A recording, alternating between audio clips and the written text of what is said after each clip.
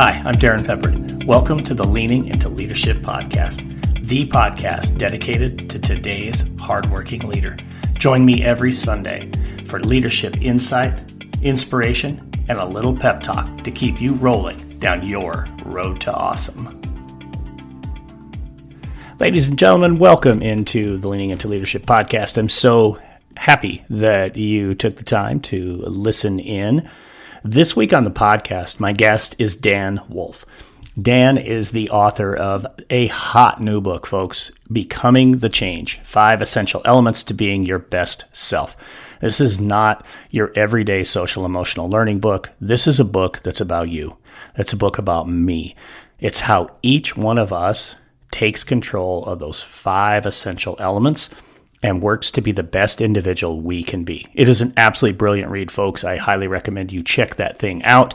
It is flying off the virtual shelves at Amazon right now. I'm excited to share this conversation with you. Dan and I really enjoyed our time together.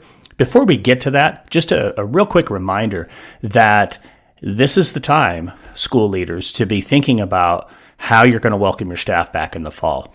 What are you going to do to bring that positive message, to encourage, to let them know that they're seen, that they're heard, and they're loved? Well, that's where I come in. I would love to have a conversation with you and talk about the message that I can bring to your staff.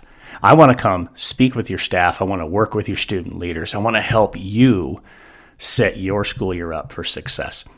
If I'm doing my job right, you're going to be getting text messages while I'm speaking. People saying, thank you so much for bringing Darrin to our school. My job is to make you look good, and I want to help you do that. So reach out. All the information you need to contact me is in the show notes. I look forward to working with you and getting your school on the road to awesome this fall. Enjoy this conversation with Dan Wolfe. And folks, I will see you on the other side.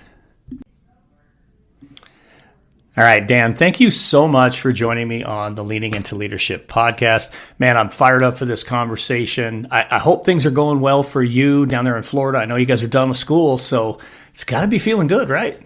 Oh, yeah, and we're getting ready for the 22-23 school year already. Actually, summer school starts next week, so we still are hitting the ground running. But very happy to be on here. Thank you so much for having me. Yeah, of course, man. Yeah. There's no rest in public education. You know, people think, there's that old, this old belief that, when summer comes, teachers are just off and they're out having fun and hanging out at the beach or whatever. But, they're usually doing professional development and they're continuing to sharpen their skills. And many of them, like you, are involved with summer school. That's another thing that's just a part of the calendar at this point in time, right? Are you guys having a lot of kids involved in summer school? Is it a small group? What are you looking at? Right now, because we're a Title I school where I'm at right now. So one of the things, our state has a mandatory retention law in place for third grade reading. So if they score a level 1 on our state test, unless they get promoted through good cause, they would be retained if they didn't attend summer school. So we have one class of that, and then being Title I, we're able to choose we had 2 other allocations. We're able to go ahead and have a focus area on math in 4th grade and then also in 3rd grade. So just trying to get them ready for the upcoming school year. It sounds awesome, man. I appreciate that. So for the listeners out there who don't know Dan Wolfe, first, I got to say, come on, where you been? You really need to know Dan Wolfe, and I'm going to give Dan a chance to tell you who Dan Wolfe is. So, elevator pitch, man. Who is Dan Wolfe? Where are you coming from? What are you doing? What are you working on? That kind of thing. Sure. So I have been an educator for more than 20 years. I've held various roles here in Pasco County, Florida. Have been a K-5 classroom teacher, a math instructional coach, school-based. Also a math district curriculum specialist for K-12, where I supported 18 Title I schools. We had regional teams, so I was a part of that with an area superintendent, also like a language arts specialist, different things like that. And we'd go ahead and support. And with that, it was all about relationships. And that was just my area superintendent, he just believed in that servant leadership mindset, and it just stuck with our team. And we just embraced those 18 schools, all Title I, all different needs. But we were one big family. And then from there, I've been an assistant principal, and that's currently what my role is now. I just recently left one school to start at another because they were needing me for my background in social emotional learning, and then also my veteran leadership as an administrator. And most recently, I also got into the Preparing New Principals program within our county, because that's going to be the next step for me when all the signs align, so to speak. So I find that, I find all of that interesting, but I really find the Preparing New Principals program interesting. You had texted me a couple of weeks ago and let me know that this was something that was happening, and obviously I'm excited for you. I think every state, sometimes it's even down to like the district level, that looks at how do I prepare leaders for the next step very differently. Some are complete hands-off, go to your university program or get into an AP role and work your way up. Without going into a lot of detail, what does that Preparing Principals program look like in your county, or is it something that they do consistently across the state of Florida? Well, it's definitely within our county, but it's aligned with the state leadership goals and everything within there. And the first thing is you have to first get accepted into the Preparing New Principals. So what I first had to go ahead and do was write to a couple of the leadership standards that we have within our state and give examples of my leadership skills in those different areas, because you have to at least be an assistant principal for a minimum of 3 years. So once you pass this part, and you then go to the interview round, where you actually have several different phases within there. The first is a group task, where you're paired up with other assistant principals from, like, since I'm in elementary, it was a middle school and a high school assistant principal. We were given a task where we had to collaborate on that and problem solve and create a presentation, probably in the span of, I'd say, maybe 30 minutes, and then present it in front of a panel of elementary, middle, and high school principals. And so we had that as one part of the task. And then there was also our own individual presentation, where we had to, and I had just, like I said earlier, I just had moved to another school. So my focus had to be on something for the 22-23 school year. So kind of felt like I was back in college, because I had to cram real quick to learn about the history of the school I was currently at, and be able to look at their data and everything and develop a plan. And that was around PBIS, and focusing around those positive behavioral supports within the school for the upcoming year. So I had that presentation, and then they even asked me questions about that, and then just general leadership questions. And one that stood out in my mind was, well, Dan, you've been an assistant principal for about 11 years now. Why now? Why is it that you want to do this now? I said, well, people have always wanted me to. They'd always say, Dan, I would follow you anywhere when you have your own school or whatever else. And which I was always very flattered by. But like I told them, I said, it all came down to me, and I had to be ready. And I am ready now, based on what I've been able to experience. And that's why I'm ready for that next chapter in my educational career. And then the last part they had, and this is, as administrators, we get tons of emails. So it was the email task, where they gave us like 25 different emails of different varying tasks, and you had to basically rank in order of importance in a certain amount of time which ones you would address first, and then be able to go ahead and say what you would do to go ahead and problem solve as a brand new principal. So all that was encompassed, and then about a week or so later, I received the call that I made it into the program, which is like a year-long program, where I'll have my area superintendent, my principal, a mentor principal, that will kind of hone things in for my project that I'm working on for this year with the PBIS. And we'll go from there, and we'll see what happens. It sounds like a really intensive program, which is good. I can tell you, having been a first-year principal myself at a point in time, and actually been a first-year superintendent at a point in time, Until you get into the role, it's like, you can say you're ready and then you got to go do it. And it sounds like, at least in this particular case, your county and the state of Florida are making some really intentional steps to help you be as prepared as possible. That first year, and again, I can base that on, the people that I coach, the different principals out there that I'm coaching, but then also, most importantly, my own experience. Man, that first year as a principal, I was an assistant principal in the same building, and I moved down the hallway. Holy cow, man. It was 40 feet. It might as well have been 400 miles, because the difference in the role and the responsibilities, and even just the way people addressed me, or, conversations with parents were completely different. As an AP, I felt like I got questioned all the time. And as a principal, it was like, oh, well, hey, the principal said this, so okay, it's okay. And not always, but considerably more. There is a lot to taking that role, whether it's high school, elementary, or middle school. So I think it's awesome that Florida is putting in the effort, and your county is putting in the effort to invest in their leaders, because, man, I don't know what you guys are seeing, but I see it across the country that there's so much turnover in leadership, and there's not a lot of people ready to backfill that. So investing in leaders is huge right now. Absolutely. And I think with all the experiences that I've had, I'm able to look at it through the lens of whoever I'm supporting, because having been a classroom teacher, having been an instructional coach, and then, when I become a principal, having been an AP, I've been in all those different roles, and I can look at it through their perspective. And that's something that I really have prided myself in as a leader. I actually, before I left my previous school to be at my new school now, Sunray Elementary, I had one of the teachers give me a small little gift. It was of a magnifying glass. And she had written a note to me, and she said, Dan, this is because you never forgot to look at it through the lens of us as educators, as teachers.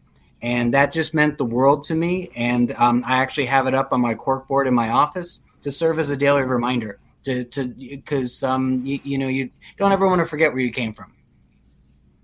I love that. That's fantastic. The thing about, and I know, folks, by the way, this is in the show notes, but I know your Twitter handle is Serve, Lead, Inspire.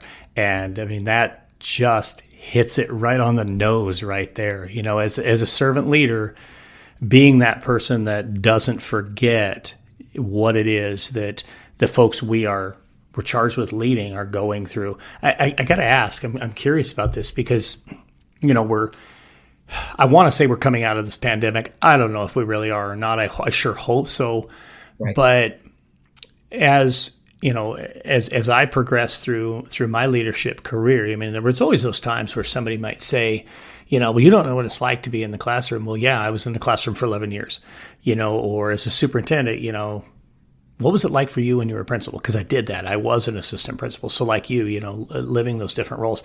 Heck, I worked on the grounds crew. I was on the painting crew. I taught summer school as a summer school administrator. I even had to take over the food service for a week during the pandemic. Oh, wow. But anyway, okay. Yeah, I digress. That's not the point. The point and where I'm going with the question is this. I said to my leaders quite frequently during the pandemic that we have always been able to say that. We've always been able to say, hey, I was a classroom teacher, but I never taught through a pandemic. I don't have that schema. I don't have that background knowledge. And the same thing was true as a principal. I was a superintendent during that time. I've never been a principal during that time. Did you find challenge in that, in finding ways to truly empathize with your teachers? Because you were never a teacher in a pandemic. You were an AP. What kind of challenges did you face there, and how did you work to overcome that? Because clearly your teacher still felt like you didn't lose that lens. Well, that's, and again, you had just mentioned about having that empathy, and it's that empathy versus sympathy, and being that empathetic leader, being an active listener. Sometimes I would just have them just talk with me and say, just vent. I said, there's no judgment here. I just need to understand what it is you are going through. And I would even admit, I have not been through a pandemic. I said, as a teacher, I'm only going through it as an administrator. Help me understand, what are the struggles? What are the different things? I would just basically tell them that I am on the front lines along with you. I said, I will help you the best way possible. I just need to know where you need me to be, because I will stand right beside you and be able to, if it was technology issues, and again, I've been in Title I schools my whole life. So even just being able to get on the phone with the parents who couldn't connect at home and walking them through. And I mean, I am not the most techie person in the world, but I had to be. And I had to be out of my comfort zone, just like our teachers were, and be able to be vulnerable. And I mean, I think that's where, when you're vulnerable, you're authentic, and you really, and if I didn't know something, I would let them know. I don't know, but I'm going to find out. And I was okay doing that, because you're not going to be the expert on everything. And I just tried to remember to continue to give them encouragement, positive messages, even during the pandemic and everything. I even started recording on Twitter. I had daily positive messages from John Gordon's book, and then even an attitude of gratitude. And it even, I posted it on Twitter, things like that, just to try to, continue to, I guess they always say for leaders, we should try to be the light. So I tried to do that for my staff. And then what had happened is it even affected other my coworkers of other administrators that happened to follow me on Twitter or whatever. And they said, are you going to continue to do this during the summer and everything? And I said, absolutely. I said, if it's inspiring somebody, that's all that matters to me in regards to it. So I just think it's just continuing to evolve in that support, and just and ask them for that feedback, because administrators will ask for feedback, but then they don't necessarily want it.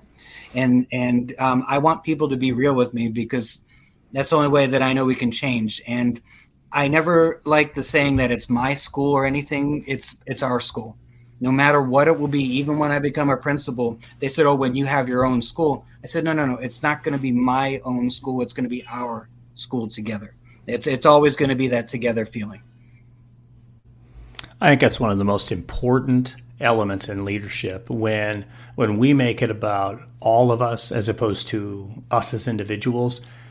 It's a huge difference. I appreciate that you say that.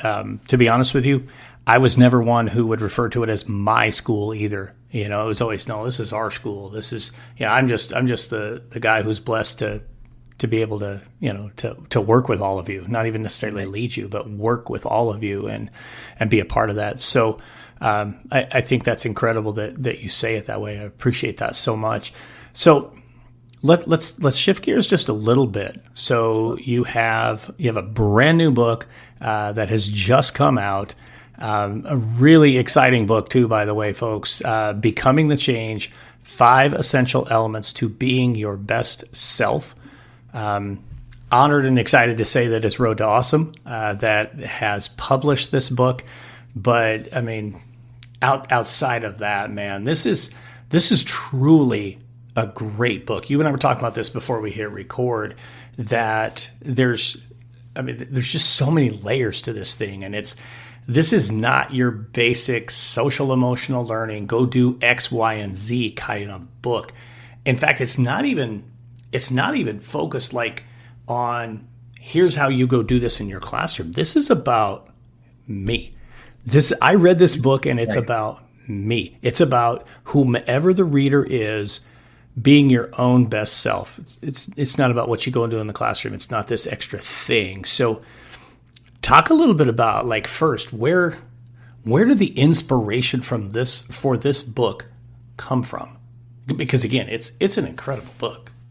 Well, thank you very much. And then again, I appreciate Road to Awesome, all their support and everything along this whole journey and everything. It's been a wonderful experience. So everything, essentially, a few years ago, and within our county, we wanted to have a focus on social emotional learning, or, as you know, with education, we have a million acronyms. It's called SEL. So within that, I was on a district committee where we were creating standards K-12 around those 5 elements or competencies of self-awareness, self-management, social awareness, relationship skills, and responsible decision-making. And I was just going ahead, and I was sitting in there, in one of the meetings as we were problem solving some of the things, and what had come to my mind was I'm a big quote person. And again, you'll definitely see that throughout the book. Definitely, you can never have too many quotes. But and one Never. of them, right, and one of them was dealing with Michelle Obama. That she had said something that I've learned, that as long as I hold fast to my beliefs and values and follow my own moral compass, then the only expectations I need to live up to are my own.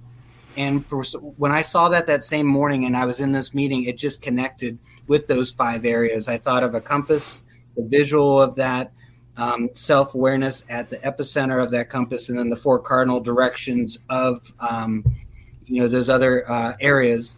And then even within that, I said, well, how can I best try to, inspire others? Well, I decided to do a daily blog. It was also called Our Moral Compass within there, where I take a famous quote, I analyze it based on what it means to me, and then relate it to one of the 5 areas, or the moral compass. And what's great about that is what it means to us today could mean something totally different for us 5 years from now, 10 years from now, because we've continued to evolve and everything. And then from there, it led into a podcast where I just recorded my writings and everything, just for the audience, whoever would listen. Again, as long as it inspired somebody, that's all that mattered. And then the pandemic hit. And then I said, it looks like I have some more time on my hands, when I'm not engaged in school and everything. So I said, I think I'd love to put together a book.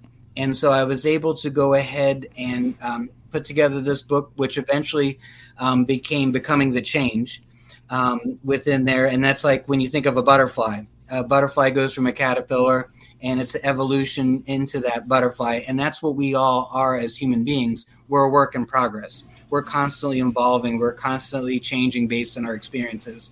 So I decided to come up with a self-assessment that analyzed within the 5 areas and elements, and we're able to then, based on that, have chapters around each of those elements. And within that, I was able to incorporate compass checks throughout, which were just some of the writings that I had done within my blogs and things that related to those areas. And it always is getting the reader to think throughout how it relates to themselves. And at the end of each chapter, if you remember those choose your own adventure books from the 70s, 80s, and 90s, mm-hmm. Where you chose one way, it was going to be a dragon, and another way it was going to, save the princess or whatever else it might be. Well, there's no dragons in my book or anything like that, but this would go ahead and lets the reader, it's their life, it's their own road, it's their own pathway, and they get to choose what best fits their needs. So if they, based on the results, let's say they're really strong in self-awareness and they want to continue to grow in that area, they could choose that pathway. And when they finish reading that, they can say, okay, I didn't do well in responsible decision-making at this point in my life, so I need help in that area, some guidance. And then you could choose that, and you can choose whatever kind of pathway within it. And the nice thing about it is where you are now, you will be in a different spot 5-10 years from now, and you could go ahead and take that assessment as many times as you want, because you're always constantly evolving, growing, and changing. And that's what I hope from this book, is for us to be, as Gandhi had said, be the change you wish to see in the world. And that's what I want within ourselves. So I found it interesting that, again, there's so many great pieces in this book, but you talk about the self-assessment. And folks, when you get this book in your hand, you'll notice in Appendix 1, Dan included his own, he took the self-assessment. So you have given your scores. You're being extremely vulnerable in sharing this. And folks, it's a 5-point must scale, and it's not like Dan's got a bunch of 5s. He doesn't. There's just a handful of 5s that are in there. So being really honest, being really vulnerable with sharing that. What are you hoping with this book now that it's out there, now that it's in the hands of people and people are listening to this, and I hope like crazy they're running to Amazon and ordering this book because they need this thing in their hands. This, to me, this is like the marriage of social emotional learning and self-care. You know, these two terms that we've used really, really heavily, but it just turns it internally and just lets you reflect, on those 5 areas. So what is it that you hope your readers are getting from this or gaining from this book? Well, I really hope first and foremost that they realize that our greatest wealth is our own mental health. And again, in order for us we use that the oxygen mask example many times in education about making sure when you're on the airplane or whatever, you make sure you want to help others, but you got to help yourself first and put that oxygen mask on yourself before you can help others.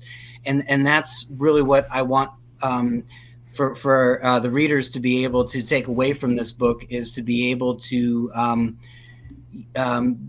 use the strategies and different things that are within it to be their best self, whether they're a leader of a school. And all 5 of these elements connect to one another. They all, and sometimes you're going to lean on, you might be leaning on responsible decision making more than you are self-management or whatever. It just depends on the situations, because again, the situation will always be the situation, but the only person you can control is yourself. So it's not even just for the workplace; it's for home. You want to be that consistency at home as well. Be present and in the moment. Be socially aware of your family and when they need you, and your love and support. It's all those different facets rolled into one. That's what I hope that they get out of that, and they can refer to it as many times throughout their lives. And again, because we're always learning, we're always growing. Even when you change roles, from I'm going from an AP to a principal, when I take this as a principal, my answers could be totally different based on the experiences that I would be currently going through. So take me into, I know right now it's the summertime and you'll go into summer school, but take me into, there's no such thing as an average day for an administrator, but take me into an average day and utilizing these 5 areas. What are you doing as a leader with these 5 areas? How do you leverage them to support those people you're leading, those incredible teachers and secretaries and cafeteria workers and bus drivers, and of course those amazing kids that you get to work with each and every day? What are you doing to utilize those and leverage those? Well, I think especially with it being like the heart of the servant, being a servant leader, I think out of the 5, and probably the one as a society I think we need to focus on the most, in my humble opinion, is social awareness, and being able to look at it through the lens of others and empathize with them. And that's the one I lead with first, because another saying that I live by, it's a poor frog who doesn't praise its own pond. One of my professors has said that, and it's kind of stuck with me, and it's letting people know that they're appreciated. Writing notes specifically, whatever they've done. And it's not even just for the teachers. It's for food and nutrition. It's for our custodial staff. Titles are just titles. It's what you do behind the titles that matters most, because everybody's a human being. They're a person. And that's how they need to be treated as such in regards. So I lead with that, first and foremost. And the others fall into place depending on making the best decisions to support my staff, how I could be the best leader. And I mean, I really had to lean on these 5 areas going through the pandemic, and that's the thing with it. These five elements are within all of us. They've always been there. This is just bringing it to light, and I think within each of those areas, just even being self-aware of where you fit into the scheme of things within your school.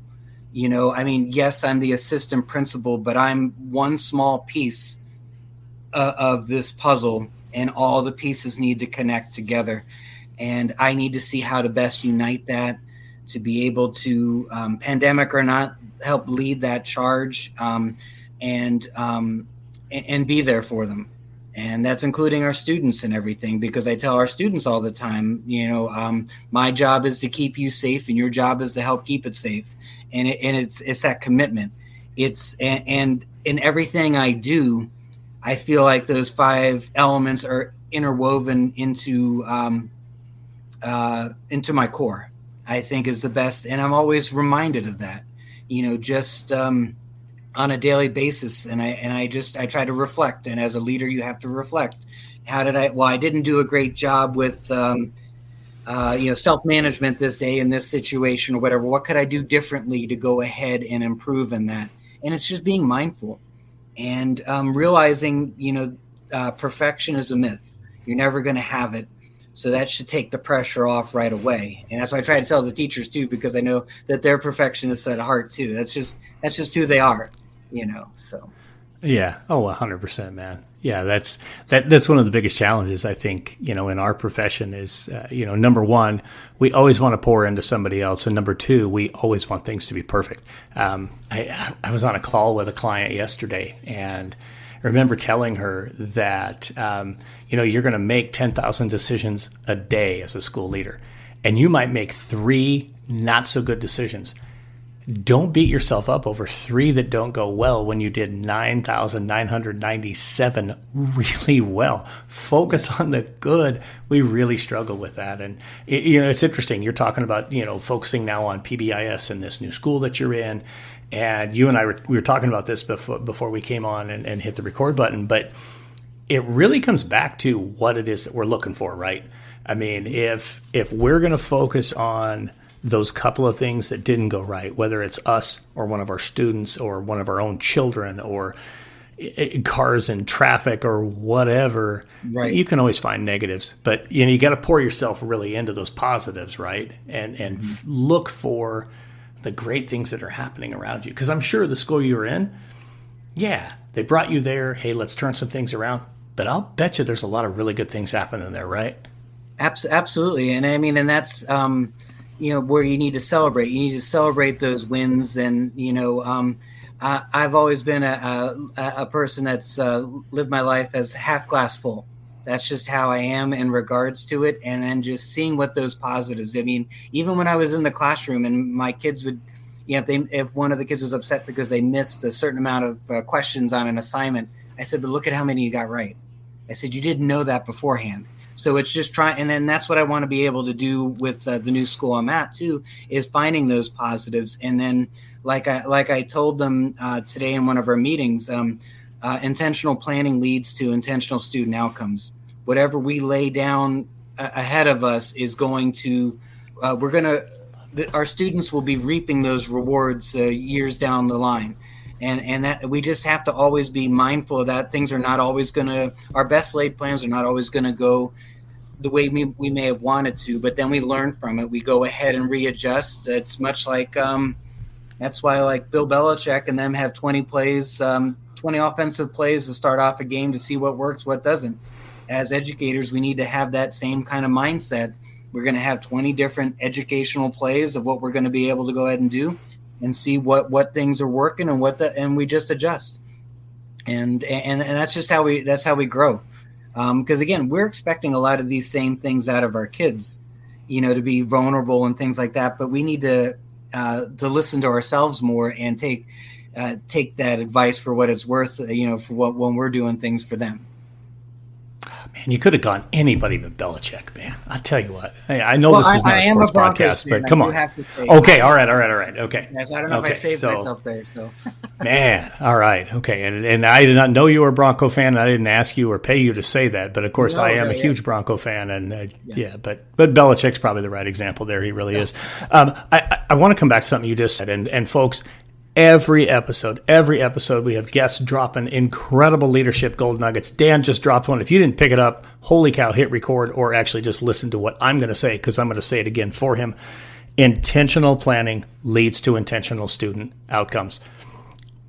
Bam. That is huge right there. Intentional planning leads to intentional student outcomes. How long has it taken for you? Because that just rolled off your tongue like it was nothing. So it's clearly something that is part of your vernacular that your teachers are used to hearing. How long did it take you to be comfortable with something like that? How do you get to that point? Because that's like a master class right there in school leadership. Definitely a lot of trial and error too. I found out what didn't work, and then I think really just through various experiences and just knowing when a change needed to happen, and it could be in any school, but I know definitely within the Title I schools, any of that I've been at, it's always that felt need to be able to be proactive versus being reactive. And that's where actually that intentional planning came from is, when you're proactive with your thinking, you've got to be thinking 6 months ahead of where you want to be. Where do you see yourselves? What's the benchmarks going to be of, to show you're on the right path of whatever you're trying to change, whether it's improving school culture or it's, test scores or whatever it might be. And it's just, and with that intentional planning, it's not a one person show. It is a team effort. When I refer to it as intentional planning, it's not just my planning. It's our entire school's planning. All of us, from teachers, instructional assistants, office staff, they're all part of that schema. To helping give the type of education that we want our kids to have. And it's been through all the different experiences, been through the people that have mentored me. I mentioned the area superintendent that I had before, and he just laid a lot of those foundations within the 18 schools. We had 18 Title I schools, but there were 18 different Title I. There's no Title I schools that's exactly the same. And we had to adapt and adjust and being able to go ahead and try this. That didn't work. And some of the schools that we supported were in trouble. I say trouble in quotes with the state, as far as because of test grades and things. So we really had to be intentional with that planning. We really had to, put that seatbelt on tight and strap ourselves in to make sure, because it was going to be a bumpy ride to get us to where we needed to go. But again, it's just through time and effort and the experiences, and you have that much more support and from the people you work alongside with when they know your intentionality is there and you have a vision. I love it. That's extremely, extremely well said. There were some more gold nuggets in there too, folks. So again, you missed them, hit rewind. So Dan, last question.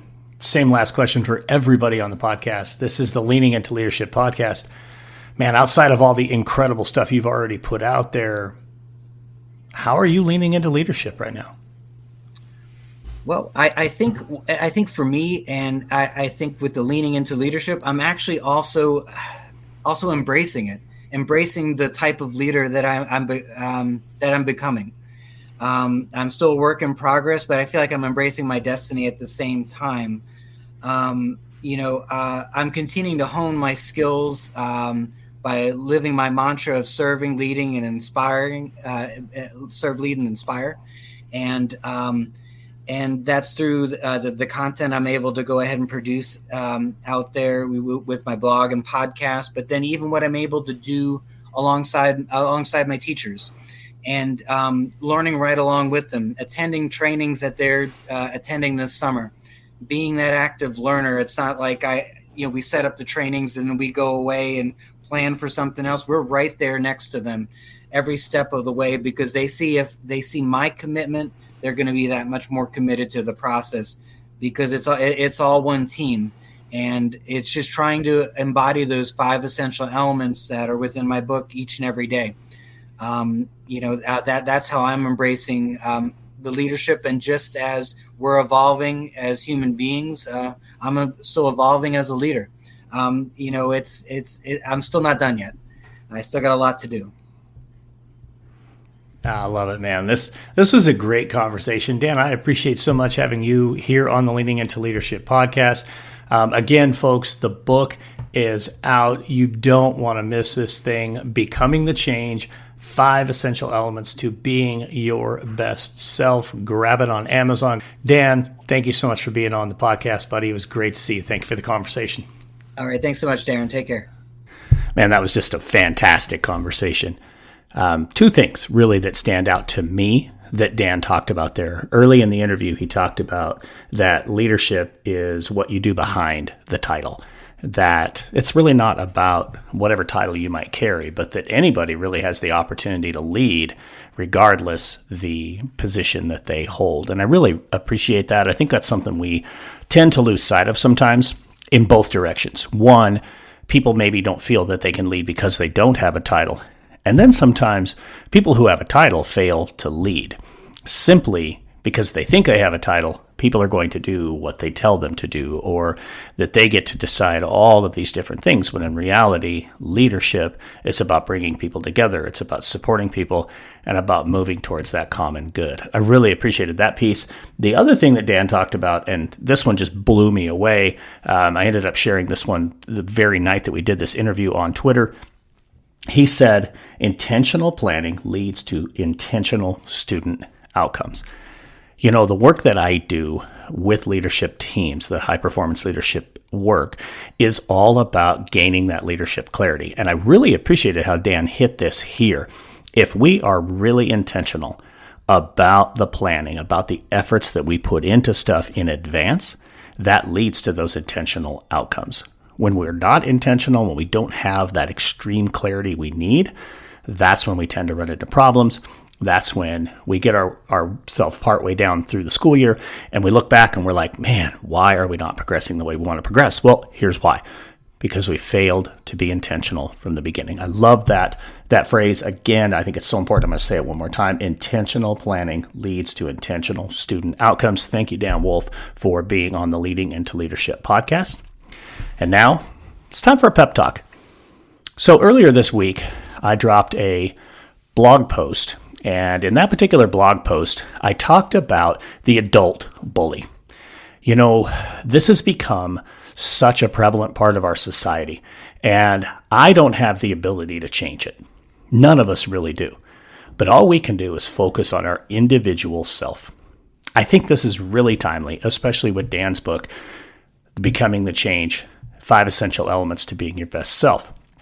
We can only focus on what we can control, and that's ourself. So my challenge for you this week is to just simply do that. Let go of the things you can't control and focus on the things you can, which is yourself, your positive outlook on life, and your ability to make a difference in the life of others. I hope you have a road to awesome week. Thank you for tuning in to the Leaning into Leadership podcast. Have a wonderful week. Thank you for listening to the Leaning into Leadership podcast, brought to you by Road to Awesome. Don't forget, click subscribe, give a review, and share this with somebody who might also enjoy leaning into leadership.